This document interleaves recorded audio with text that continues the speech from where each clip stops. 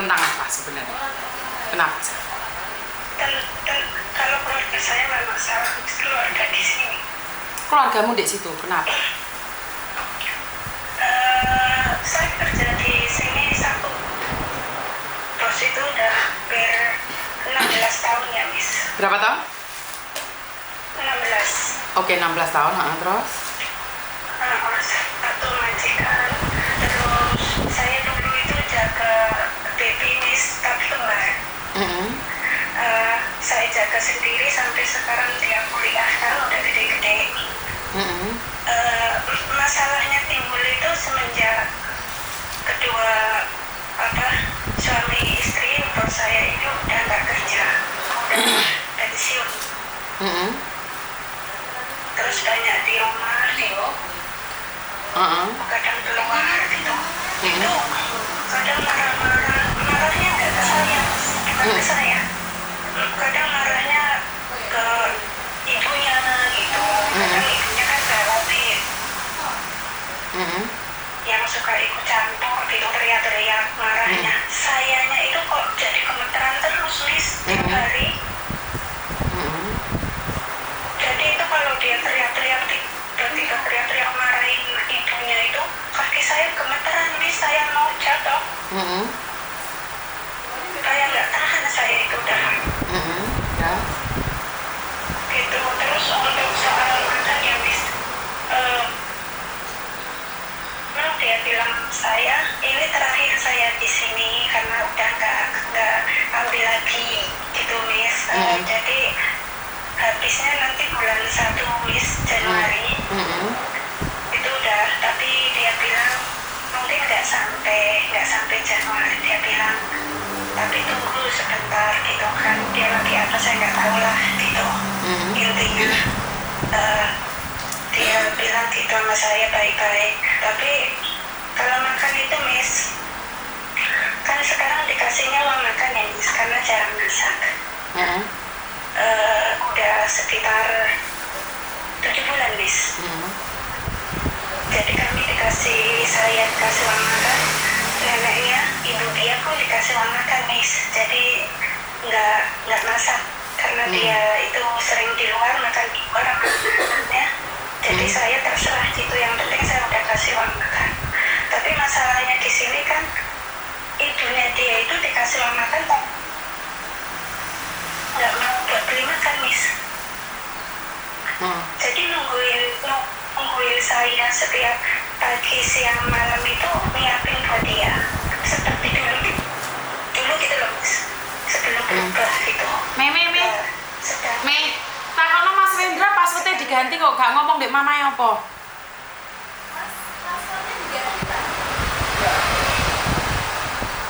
Oh gak ngomong apa? Dipanggil mama. Harusnya SMS sama mamae no, mamae biar tahu. Passwordnya apa? Diganti apa? Ini, Mbak. SMS non deh aku ya? Iya. Sini bawa sini, soalnya aku lagi ngobrol sama orang. Tapi lancar loh, Mbak. Iya, passwordnya mau ganti, makanya aku gak masuk. Sebentar ya Mbak ya. Tulisan di sini.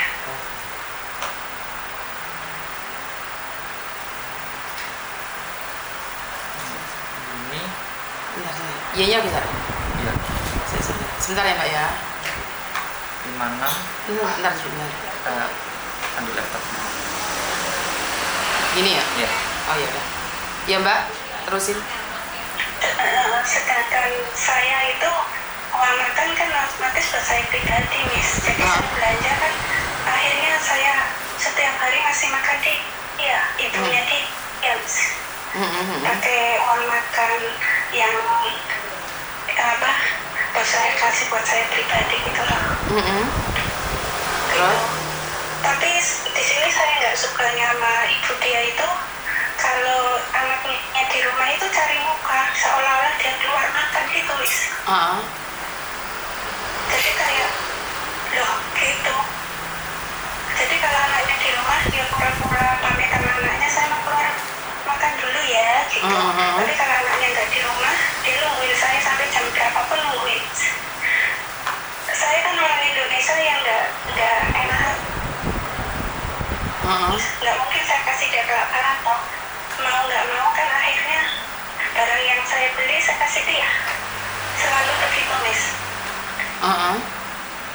Itu saya mengerti, cuma di sini saya nggak tahannya itu kalau anaknya marah, bukan ke saya ya Miss. Marahnya kadang sama, kebanyakan sama ibu dia yang pacarannya begitu. Itu teriak-teriak, tapi sayangnya apa karena sayangnya punya penyakit saya nggak tahu ya. Itu langsung lepas, kaki saya gemeteran, saya langsung mau jatuh Miss. Jantung saya dar gitu Miss. Saya minta solusinya, saya harus gimana di kalau Miss? Apa saya harus ngomong sama dia saya minta pulang?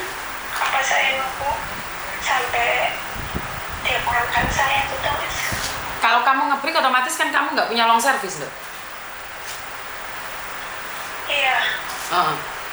Kamu sudah siap? Iya, siang nggak siang Miss, kadang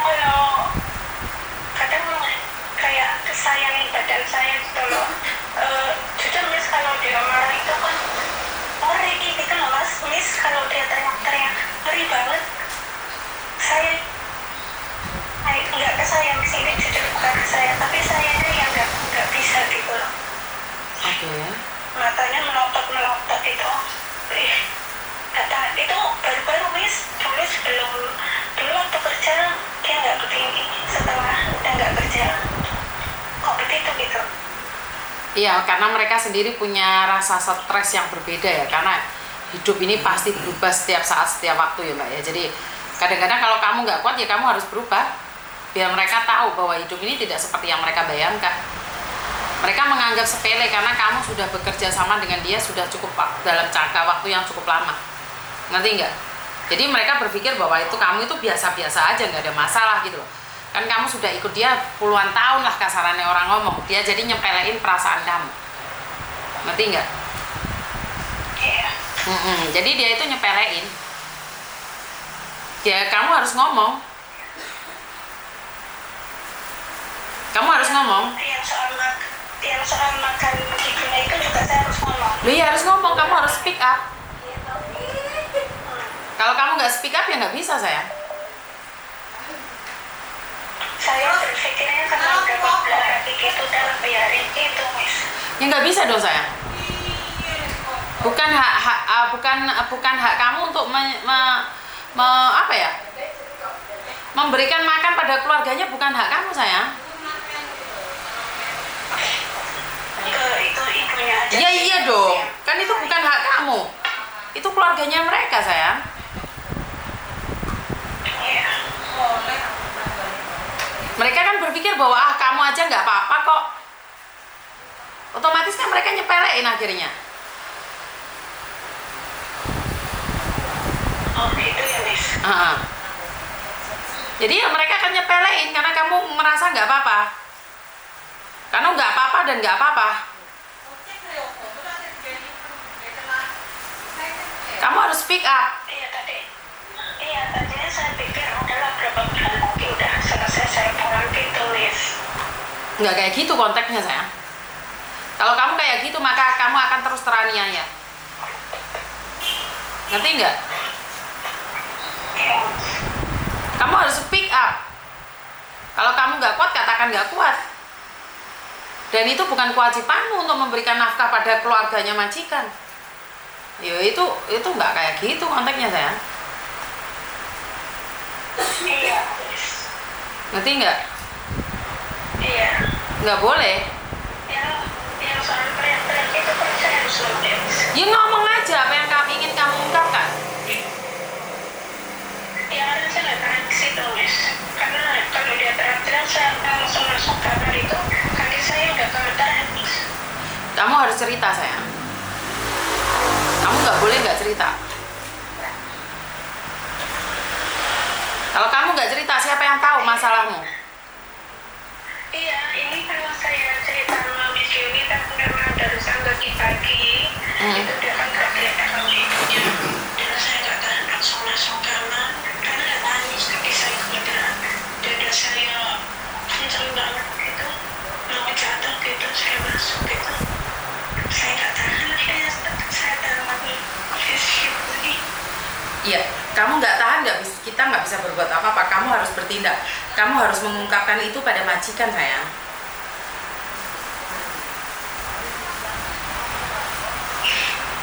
Kalau saya baik istri ya, nggak pernah teriak, nggak pernah ngomong kencang, ngomongnya halus, nggak pernah ninggalin terima kasih, tolong, itu nggak pernah sama sekali. Tapi kalau sama ibunya itu dia kasar banget, Miss. Ya, itu kan ibu mereka, ya jangan diambil hati. Yang perlu kamu lakukan adalah melakukan tugasmu. Tapi kalau suruh ngingoni keluarganya, ya jangan mau.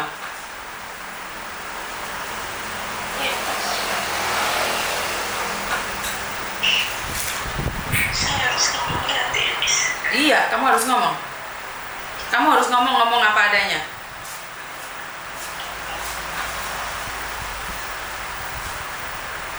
Kamu harus ngomong, sayang. Tapi ini loh, tapi kan di apa, di mana-mana itu ada kamera, Miss.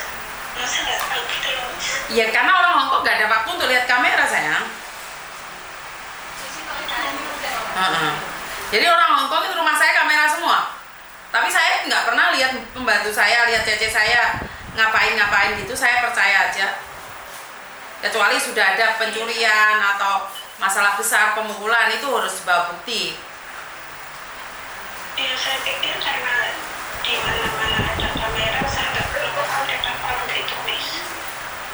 Terus kamu dibiarkan seperti itu. Jadi kamu sendiri yang akan sengsara.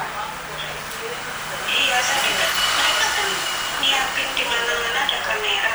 Kelakuan mak dia mesti tahu lah kadang saya. Karena saya nggak pernah dari pertama datang sampai detik ini saya nggak pernah sedikit mengadu apapun yang terjadi. Jadi saya nggak pernah ngomong, Miss. Ya itulah salahmu, Dok. Itu salahmu. Kamu tidak berbicara bukan berarti nggak ada masalah, Dok. Benar nggak? Saya takut dipikir orang yang suka ngadu gitu. Iya, bukan masalah suka ngadu enggaknya. Tapi masalah ini kenyataan, sayang. Ya kalau kamu tidak mau mengadu, ya kamu siap-siap tersiksa.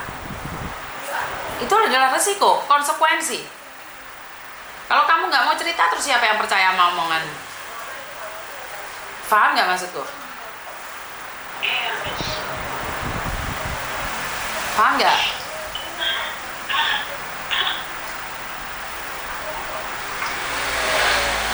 Ya udah, bismillah. Kamu harus ngomong, ada dua konsekuensinya nih.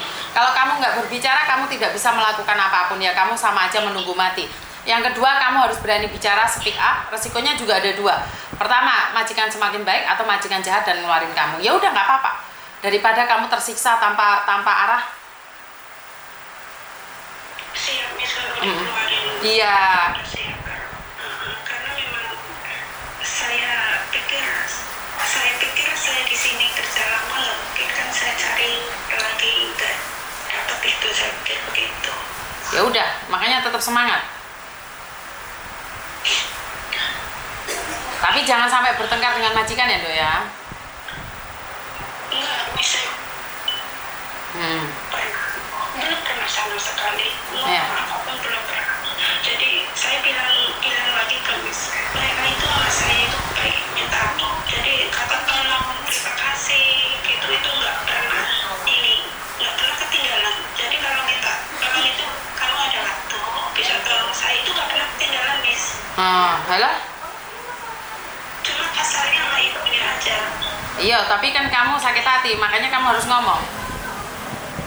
Iya. Ya udah, Miss, saya tak bilang untuk dia tuh. Kamu harus berani ngomong ya. Iya, karena yang nggak wajar untuk saya, Miss, sebenarnya. Ya udah, nggak apa-apa, harus ngomong apapun resikonya. Oke? Iya, makasih. Oke, thank you. Oke, bye-bye. Oke, teman-teman, kalau kamu nggak ngomong, terus siapa yang akan ngomong? Kamu setiap hari jantungan. Jantungmu rusak sendiri. Lah dia nggak peduli, mboknya sendiri. Ya, begitulah derita cinta. Terima kasih ya.